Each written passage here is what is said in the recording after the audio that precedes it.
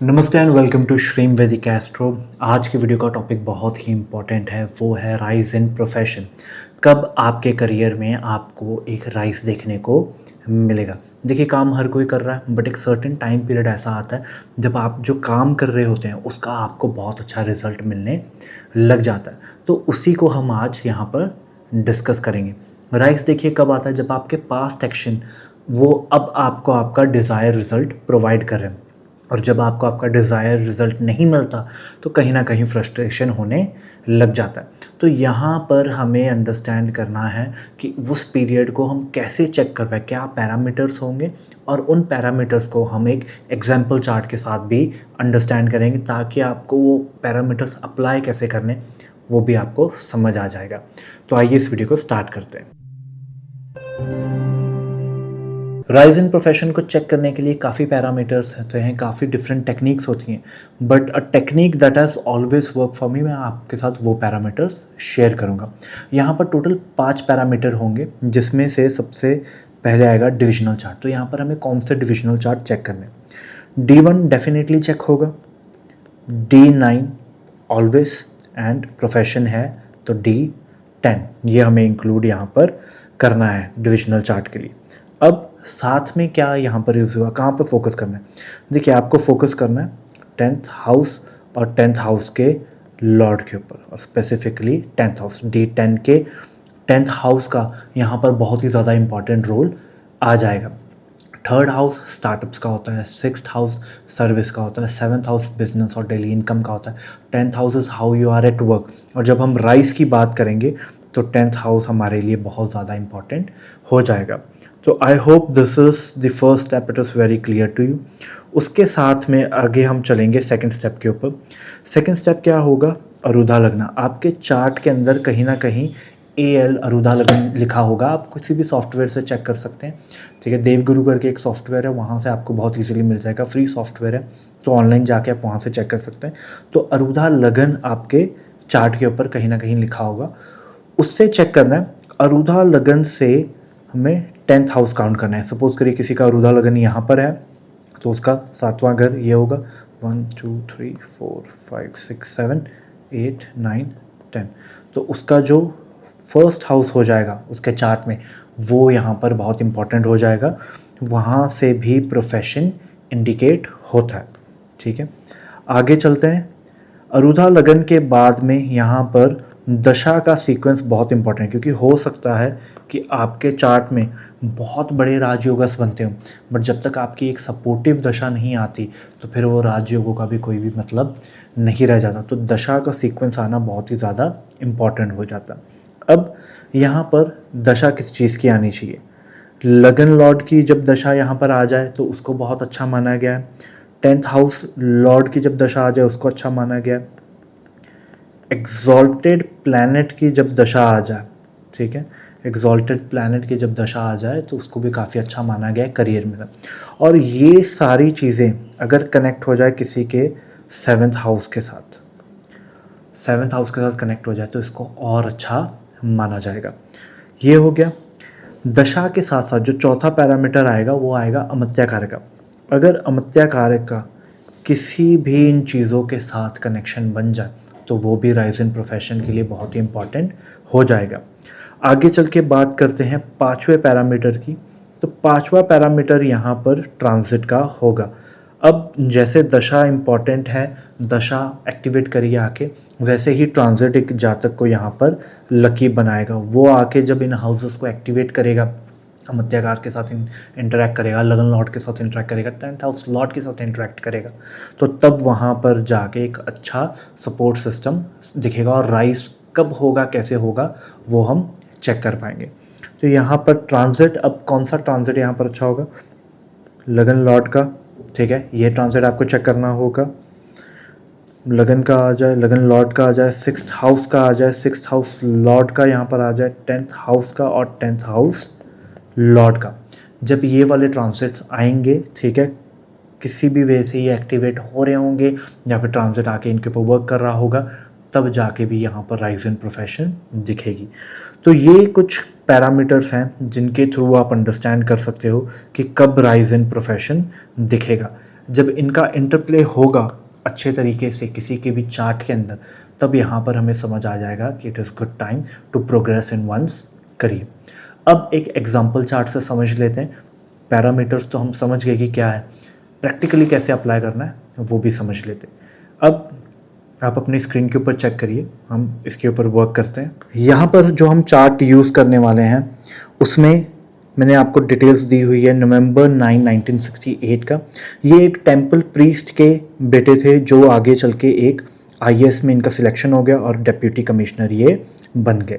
इनके चार्ट में जो मत्या कारक है वो सैटर्न है और जुपिटर की महादशा चल रही थी उस समय पे। अरुधा लगन इनका आया है टॉरस राशि में और ये इनका पूरा D1 का चार्ट है, D9 का चार्ट है, D10 चंद्रमा से भी मैंने शो कर दिया कि चंद्रमा पे रोटेट करें और अरुधा लगन से भी रोटेट करके हमें देखना है। जब हम ये सारी चीज़ें देखेंगे तो हम एक अच्छा आइडिया लगा पाएंगे चार्ट के बारे में। तो आइए स्टेप बाय स्टेप अब इसको समझते हैं कि कैसे इनका चार्ट, किस वे से इनका चार्ट चला। तो यहाँ पर जैसे कि मैंने आपको बताया जुपिटर की महादशा चल रही थी। अब जुपिटर है कहाँ पर, उनके 9th हाउस में जुपिटर यहाँ पे बैठा है, तो एक फेवरेबल जगह पे इनका चार्ट बैठा हुआ है। ठीक है, क्लोज कंजक्शन है किसके साथ, उनके 11th लॉर्ड के साथ। मंगल यहाँ पर 11th लॉर्ड है, उसके साथ इनकी क्लोज कंजक्शन यहाँ पर बैठी है। इवन जो 12th लॉर्ड है, ठीक है, वो जुपिटर खुद है, तो 11th एंड 12th लॉर्ड यहाँ पर जाके इनके 9वें घर में बैठ गए। अगर आप भवार्थ रत्नाकर में पढ़ेंगे तो वहाँ पे मैं आपको डिक्टिम समझाता हूँ। जब कंजक्शन हो जाए या फिर म्यूचुअल एस्पेक्ट आ जाए 11वें और 12वें लॉर्ड का, तो वहाँ पर क्या होता है कि बेनिफिक रिजल्ट। तो जुपिटर यहाँ पर जिसकी महादशा चल रही है वो सुप्रीमली बेनिफिक रिजल्ट्स इनको डेफिनेटली देगा यहाँ पर। उसके बाद में इनका जो लगन लॉर्ड है वो शनि 3रे घर से सीधा सीधा यहाँ पर दृष्टि डाल रहा है, तो वो एक और एडिशनल बेनिफिट हो गया। अब चंद्रमा का चार्ट भी मैंने यहाँ पे बनाया। मून से अगर रोटेट कर दें, हम मून से देखें तो कैसे, मून से देखना भी बहुत ज़रूरी हो जाता है। जब हम चंद्रमा से यहाँ पर रोटेट करके देखते हैं तो जुपिटर 10वें घर का लॉर्ड है और 10वें घर को 4थे घर से वो दृष्टि भी यहाँ पर डाल रहा है। तो यहाँ पर देखा जाए तो एक और बेनिफिट यहाँ पर मिल सकता है। उसके बाद में जो 9वें घर का मालिक है वो इनके 10वें घर में जाके बैठ गया है, सैटर्न यहाँ पर 10th हाउस में, तो जो अगेन एक राजयोग बना रहा है और उस राजयोग के ऊपर जुपिटर की नज़र पड़ रही है। जब अरुधा लगन से चेक करेंगे तो यहाँ पर अरुधा लगन टॉरस में आया था, तो टॉरस के ऊपर मैंने सिर्फ रोटेट कर दिया, बाकी सारा चार्ट वही D1 ही है। ठीक है, तो अरुधा लगन से जब आप चेक करेंगे तो सैटर्न योग कारक प्लैनेट बन गया क्योंकि वो 9th और 10th ये दोनों हाउसेस का मालिक था। तो सैटर्न यहाँ पर योग कारक एक्ट कर रहा है, ये हमने क्लियर कर दिया। उसके बाद में जुपिटर भी उसको एस्पेक्ट कर रहा है। यहाँ पर सैटर्न जुपिटर यहाँ पर बैठा हुआ है और सीधा सीधा उसकी दृष्टि जा रही है शनि के ऊपर। ठीक है, तो यहाँ पर सैटर्न को एक और पॉजिटिव एस्पेक्ट मिल गया, तो जुपिटर यहाँ पर अच्छा है। ऊपर से जुपिटर की दशा चल रही है और अच्छा हो गया। 10th हाउस का जो लॉर्ड था वो योग कारक बन के बैठा अरुधा लगन से जब देख रहे हैं और उसकी अच्छी दशा और अच्छे एस्पेक्ट उसके ऊपर आ रहे हैं। ठीक है, तो यहाँ तक I hope it is clear. एक और अगर यहाँ पर मैं आपको डिक्टिम बता दूँ, जब भी 10th हाउस और 11th हाउस इनके लॉर्ड का कोई ना कोई रिलेशन बन रहा हो तो वो अगेन एक राजयोग कंसिडर किया जाता है। तो यहाँ पर D1 से भी राजयोग बन रहा था, मून चार्ट से भी एक अच्छा राजयोग बन रहा है, अरुधा लगन को जब रोटेट करके चार्ट बनाया तो उससे भी यहाँ पर राजयोग बन रहा है। ठीक है, तो यहाँ पर बहुत सारी पॉजिटिव चीज़ें हो रही हैं।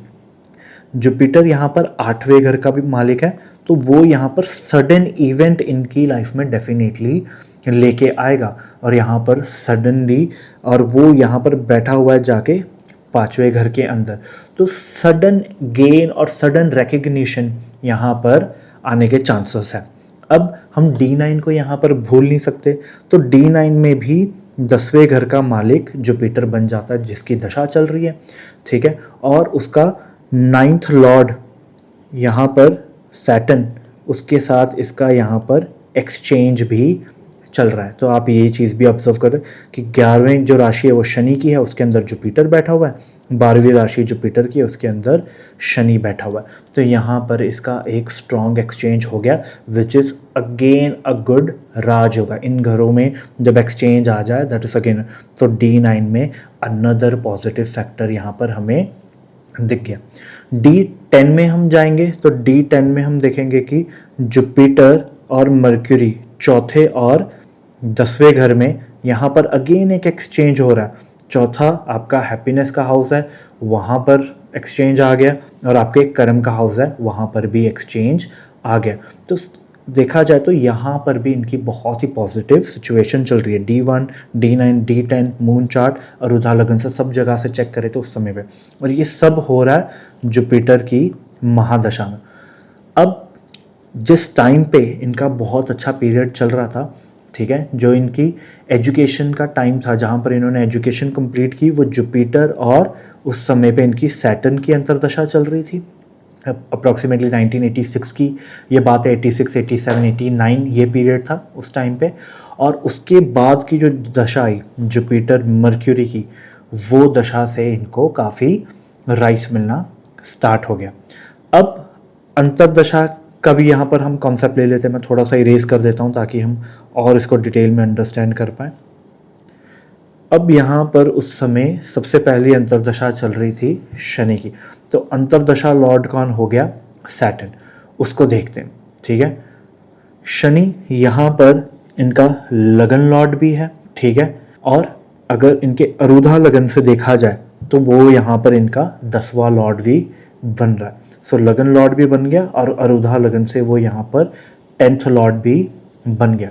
सो अगेन यहाँ पर 10th हाउस काफ़ी एक्टिवेट हो रहा है। नवांश में तो ऑलरेडी मैं आपको समझा ही चुका हूँ कि क्या इसका पॉजिटिव एस्पेक्ट बन रहा है। तो नवांश में अच्छा बन गया। और दशांश में बात करें, D10 में बात करें, तो शनि यहाँ पर 11वें घर का और उसका जो एसोसिएशन है वो 9th लॉर्ड मंगल के साथ भी बन रहा है, और ये बैठे हुए हैं दोनों जाकर 5th हाउस के अंदर। तो यहाँ पर अगेन एक सॉलिड पॉजिटिव एस्पेक्ट भी बन गया जो अंतर्दशा में दिखा रहा है। तो यहाँ पे क्या होगा कि जुपिटर के जो इफेक्ट्स हैं वो बूस्ट होंगे, ये और बढ़ेंगे। D9 में दोबारा आके अगर हम विजिट करें तो मर्क्यूरी यहाँ पर लगन लॉर्ड है, बुध ग्रह इनका लगन लॉर्ड बैठा हुआ है, और वो बैठा कहाँ पर हुआ?